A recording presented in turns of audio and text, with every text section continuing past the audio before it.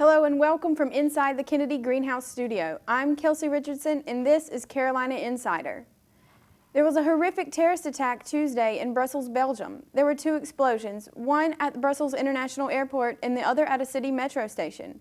Authorities say more than 30 people were killed and almost 250 were injured. 9 of them were Americans.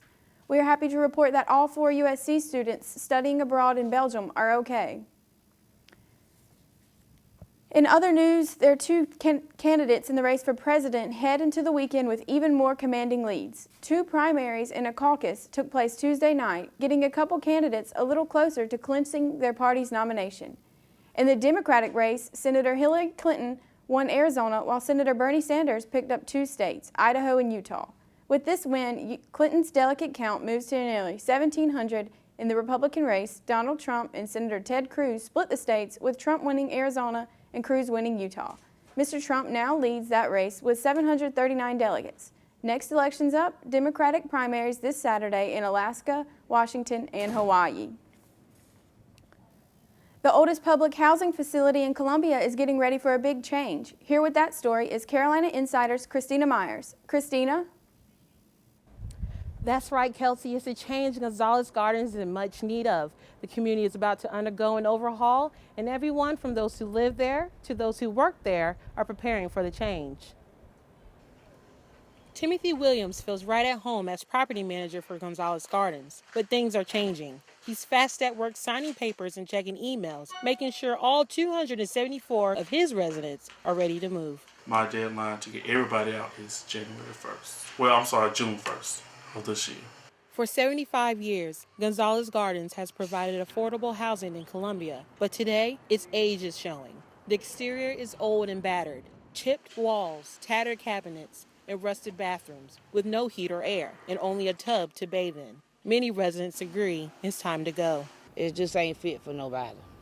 I don't know how it been the first years they bought it out. I don't know if it was good or not, but all the years I remember of the Gonzalez Gardens eras have been bad.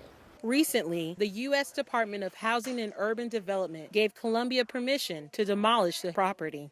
According to the Columbia Housing Authority's website, Gonzalez Gardens will transform into mixed-income, energy-efficient housing, a transformation that is scheduled to take place later this year. The proposed $60 million plan calls for architecture similar to the Celia Saxon home, a nearby public housing unit that was revamped in 1999. Housing officials say they're doing all they can to help make the transition smooth. We are actually working one-on-one with each family to help them find a new place to live. And Timothy Williams is helping too. He's assuring his residents that they'll create new bonds wherever they go. It's not where you live, and it's just how you live. Having grown up in public housing himself, he sees promise in their new beginning. And that new beginning has started for many residents. Although the Housing Authority has the funds to tear down Gonzalez Gardens, they don't currently have the funds to start rebuilding. For Carolina Insider, I'm Christina Myers. Back to you, Kelsey, in the studio. Gonzalez Gardens isn't the only site facing renovation. Casey's Riverwalk is undergoing some construction of its own following last year's flood. Residents and guests of Columbia visit the Columbia Riverwalk to run, walk, rest, and ride their bicycles. Unfortunately, the walk by the river is currently limited due to ongoing construction after the flood in 2015. I think it's sad.